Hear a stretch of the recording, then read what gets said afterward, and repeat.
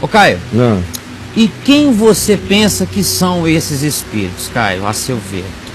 A Bíblia não os define. Quem que você pensa que eles são? A Bíblia não os define em momento algum, dizendo demônios são isso. Mas se você perguntar para qualquer cristão na face da terra quem são os demônios, eles vão dizer são anjos caídos. Parece até que está escrito na Bíblia em algum lugar: os demônios são anjos caídos.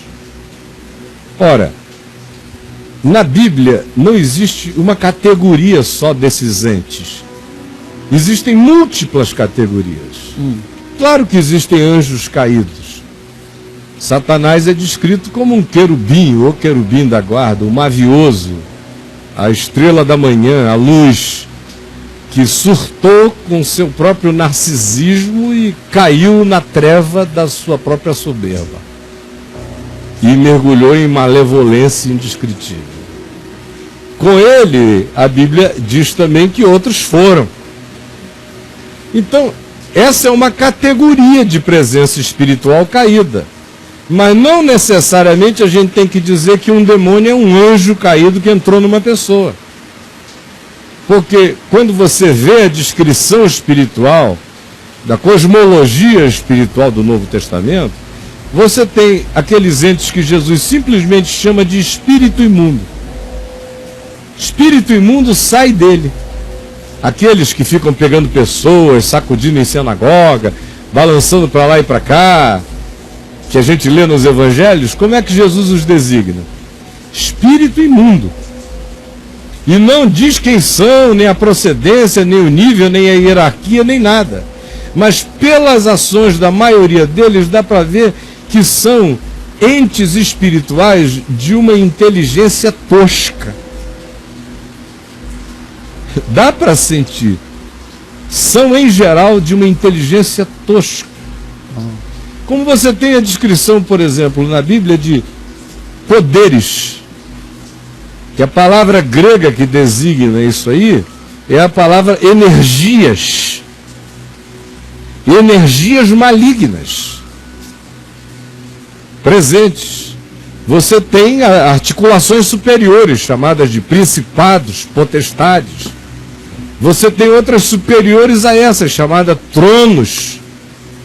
Soberanias, que parece que são determinadas camadas, dimensões e entes com poderes que nós nem sabemos de que natureza são, mas são soberanias atribuídas por Deus a eles. Para o bem, e que se a escolha é para o mal, para o mal. E por aí você sobe, de modo que designar esses espíritos que atuam em indivíduos e dizendo que eles são sempre anjos caídos, não dá para dizer. Eu às vezes vejo pessoas que estão possessas dos seus próprios demônios. Não é nada de fora, é um psiquismo demoníaco que penetrou a pessoa pelo medo, pela culpa, pela angústia, mas funciona nela como um demônio. Outras vezes eu vejo um psiquismo que a pessoa desenvolveu ser penetrado por uma força espiritual do mal, e aí essas são as piores possessões para serem libertadas. É quando o indivíduo já tinha um psiquismo demoníaco, especialmente aqueles treinados na religião, na igreja, que desenvolveram um certo estereótipo de como demônios são e desenvolvem esse psiquismo dentro deles. Quando possessos ficam, é horroroso o caminho da libertação. Você tem aquelas outras manifestações que são nitidamente superiores e raras de possessão, que são aquelas possessões em que você sente que você está lidando com um ente demoníaco superior de nível angelical. Mas não é todo dia que você encontra nesse nível. A maioria é aquela coisa rasteira que Jesus designa como espírito imundo e que tem essa obsessão por ocupar corpos e que são extremamente territoriais, como nos ensina o Evangelho de Marcos, quando descreve a história de Jesus com o gadareno. O Evangelho de Marcos nos diz que quando os demônios vão deixar o gadareno, eles dizem a Jesus: Se tu nos mandas sair, não nos mandes para o abismo. E Marcos acrescenta, dizendo, não nos mandes para fora do país, não nos mandes para fora da nação. De Gadara. De Gadara, de Decápolis, onde eles tinham se territorializado. Sim. Porque como a serpente come o pó da terra, eles se alimentam da cultura humana. Eles tinham se especializado na cultura de Gadara. Do pó de Gadara. Do pó de Gadara. Não nos mandes para fora do país. Isso é uma demonstração da territorialidade de algumas dessas ações. O que está também implícito no que Jesus diz. Volta para a casa de onde saiu. Volta para a casa de onde saiu. Mostra essa territorialidade. No caso do documentário, tinha uma territorialidade em relação à casa. Às vezes a territorialidade é geográfica, como a gente encontra em vários lugares do Velho Testamento. Lugares de maldição, lugares de malignidade, lugares de terror. A Isaías diz lugares de fantasmagorias, lugares onde a Lilith habita e põe seus ovos demoníacos. Tem essa dimensão. Agora, existe uma informação no livro de Enoque interessante sobre quem seriam esses espíritos rasteiros que ficam com essa fixação de possuir corpos. Sim. No livro de Enoque, que é citado na Bíblia, na Epístola de Judas, portanto, não só Judas, mas Paulo, Pedro e outros levaram profundamente a sério coisas do livro de Enoque, tanto é que mostraram em muito do que disseram as influências do que lá se lê. Mas o livro de Enoque diz que esses demônios rasteiros que ficam com a obsessão de possuir pessoas, e lugares e coisas assim, são os nefilins mortos.